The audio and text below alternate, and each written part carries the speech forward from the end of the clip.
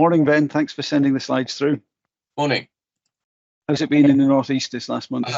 Wet, and probably not cold enough in some ways, but looking forward to spring.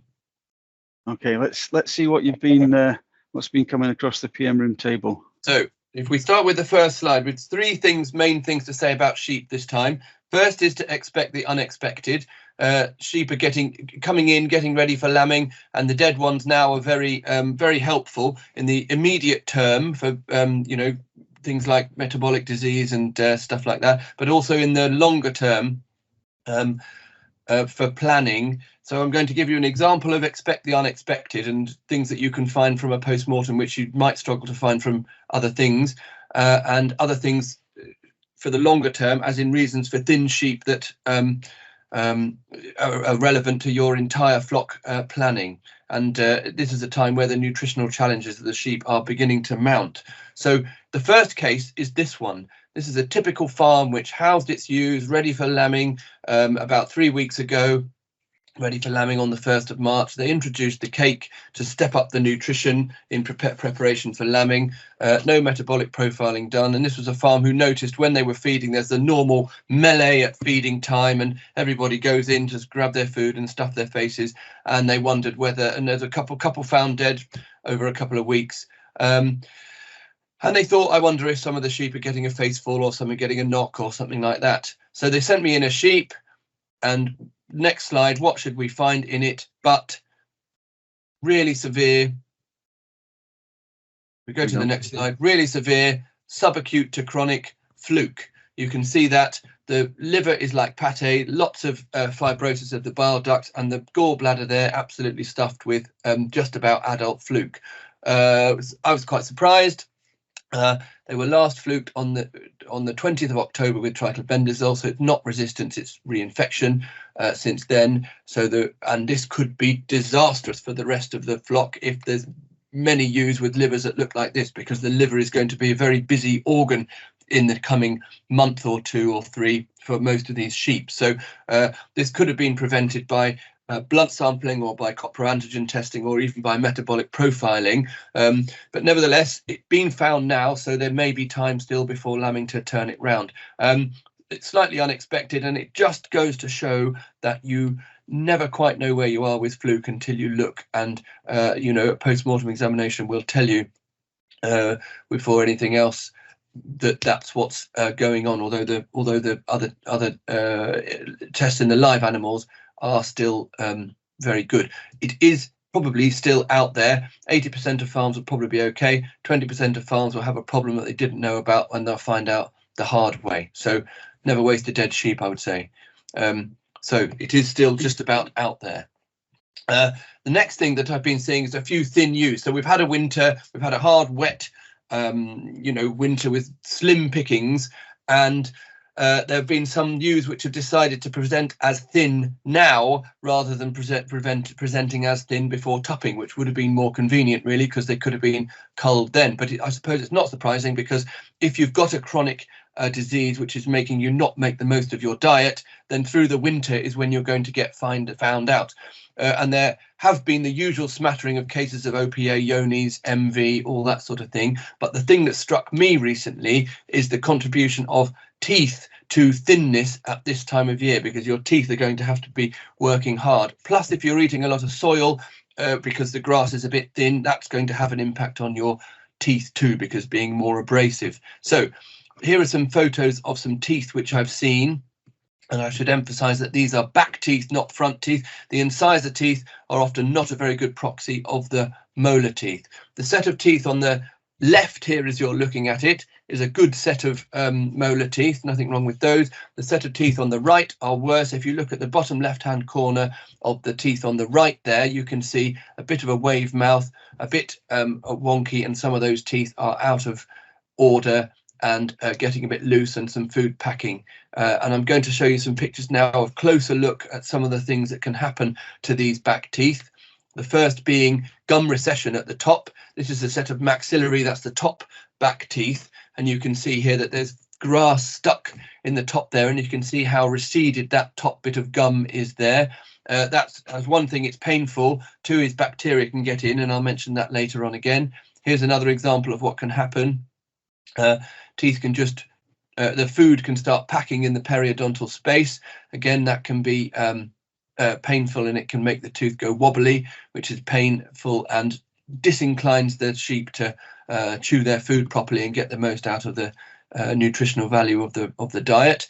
The next thing that can happen is that teeth can just fall out, and there's some missing teeth, and that's going to cause issues with adequate and effective chewing. But the most important, the most interesting one for me, and possibly the one over which you have more control, is the conformation of the mandible in particular, where if you've got a banana shaped mandible, if you've got a short faced sheep with a curvy mandible, then if you've got a curvy mandible, if you've got a flat mandible, then the teeth go upwards, and that's no problem. If you've got a curvy mandible, then the back teeth go forwards and the front teeth go backwards. And this is what you can see here.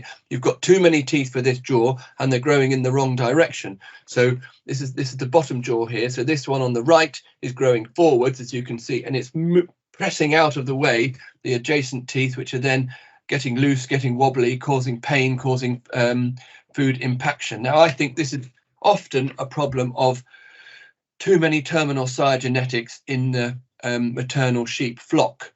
So it is a reason to now think about your female replacement strategy now. I think it's always good, what like Warren Buffett says, to think about, everybody else is thinking about lambing, you need to think about the opposite time of year, which is thinking about what your plan for female replacements is going to be. And my suggestion would be, if you have thin sheep that are caused by bad teeth, or if you have too much terminal sire genetics in the flock, plan to get some sheep, female sheep with maternal genetics, because that will improve your longevity, efficiency, all that sort of thing. And one of the maternal traits that's important is long-lasting teeth, and this is where sometimes the wheels fall off.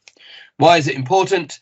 Next slide. Bad teeth are a portal of entry for bacteria, so bacteria can find their way into the nerves and into the system through those bad teeth, which can lead to abscesses in the lungs. There's this picture on the left. Endocarditis, which then becomes a ticking time bomb to put bacteria all around the system, and the sheep will die at some point in the future because one of those abscesses will fall off and cause meningitis or lung abscesses or kidney abscesses or something like that. And the third one obviously is listeria, which can work its way up the tooth root into the brain and cause these sheep that walk around in circles and have dry rumen contents and salivate all the time. So listeria tends to happen in young sheep cutting teeth, or in old sheep where teeth are dropping out, or in just sheep with bad teeth where teeth are dropping out, and that's their portal of entry. So it basically reduces, it causes increased mortality and less bang for your buck. So you're not getting as much, your replacement costs are going up when they don't have to. So molar teeth are difficult to assess in the live animal, but you can have a go at feeling from the sides, and you can also have a go at seeing how curvy is your mandible and select for sheep whose mandibles are not curvy. The other thing it does, obviously, is it makes your rumen contents not very well chewed. Here's a set of rumen contents which looks like you've taken them straight out the silage pit and they haven't been chewed at all. So that is in some ways the homework marked of the teeth. These teeth got very bad mark for their homework because the rumen contents were badly chewed. And then what does this mean with things going forward? Next slide shows you that the energy demand from these lambs is going up and up and up in the coming month, and the energy supply has the potential to go down and down and down because the massive two massive lambs in the abdomen means there's less room and room, so you need to get as much energy out of every bite of diet as you possibly can, and you can't do that if you're not chewing it properly because you've got bad teeth, or if you're not eating as much because it's painful and you've got bad teeth. And next slide shows you that adequate supply of energy to sheep this time of year really depends on the metabolizable energy, the ME content of the silage. And now is the time, if you haven't already, to measure the ME content of the silage, because that will enable you to fill in the equation, which is how much demand have I got, which you know, because you can look that up in books, and how much supply have I got, because you know how much the sheep is eating. All you need to know is how many megajoules per kilogram of food are those sheep eating. That's the only unknown that you have. The rest you can fill in. Once you know the unknown, you know how much you're going to have to supplement them by, how much of a risk are these sheep at of being at energy deficiency. And here this photo shows that the uterus takes up enormous amount of space in the rumen, which means your dry matter intakes are limited, which means the energy density of your diet has to be so much higher, because you can only eat a certain amount per day, and the energy that you need per day does not change. And if there's a deficiency, all you're going to do is break down fat, right? So 2 jobs: have a look at your sheep's teeth and get your silage analysed. Third job as well is to make sure you've got some covexin, bravoxin, Heptavac P for your breeding sheep, because now is the time. If you think you can get away without vaccinating your breeding ewes, you will end up with lamb dysentery, and you'll think, I wish I had done that, because lamb dysentery is no fun for anybody. Lambs dying all over the place despite all the other provisions that you've made, and for a simple vaccine, completely effective prevention, assuming they drink the colostrum. So that's sheep, Fluke, thinness, and clostridial vaccines. And then it's been relatively quiet with cattle. The main thing with cattle has been pneumonia, really, at the moment, that's been dribbling on because of the big variation in temperatures, probably. The 2 main things that have struck me are: make absolutely sure now that you're not feeding any mouldy feed to pregnant cattle, because mouldy feed equals fungal abortion, or abortion caused by Bacillus licheniformis, or the sort of bacteria that proliferate in mouldy feed. And it's been wet, it's been warm. If you're not careful, and if the stuff hasn't been stored very well, there will be mold, or there's scope to be mold on what you're feeding. And just don't try to get away with it, because you'll regret it, and you'll have kept a cow for a whole year, snatched defeat from the jaws of victory, and the cow will spit out the calf before it's paid you back any money. Who you do feed that mouldy feed to is another question, but don't feed it to pregnant cows. And the other thing is, as the same way as sheep, the calves are getting bigger in the spring calving cows. There's less and less and less room in the abdomen for the rumen, and the feed has to be a bit less bulky. If you're feeding straw, if straw or bad hay stroke silage is any part of the ration, then just make sure that rumen degradable protein supply is adequate, because the rumen degradable protein supply will enable the rumen bugs to produce their enzyme to digest all this fiber. If they haven't got enough rumen degradable protein, they cannot digest the fiber. The fiber will accumulate, and as you can see in these 2 pictures, you will get impaction, because the long fiber in the diet will not go past the rumen, and you'll get impacted, and then severe problems, including deaths. Mini metabolic profiles in suckle cows are very good, and they will tell you, is there enough rumen degradable fiber in the ration, because urea is the best proxy for that. And now is the time to do it, while you have still time to add some in before everybody calves. And I think the last, oh yes, and this becomes more important, because you can see here that the calves are getting bigger and bigger and bigger, so the space in the rumen is at a premium, and bulky food is not going to be very, very good, not going to help the job out much. The last thing I would say in sheep and cattle is that reports of Schmallenberg virus continue, and nothing much you can do about it now, because what's in utero is in utero, and you're just going to have to grin and bear it. But I would say it is worth reporting every suspect Schmallenberg case and confirming that it is Schmallenberg, because going forward, thoughts in future, if we continue to have significant losses like this, probably attributable to Schmallenberg, thoughts are going to turn to vaccination. And unless we have a reasonable way of measuring the impact, then the vaccination, the calls for vaccination won't be as strong, or won't be as significant or justified.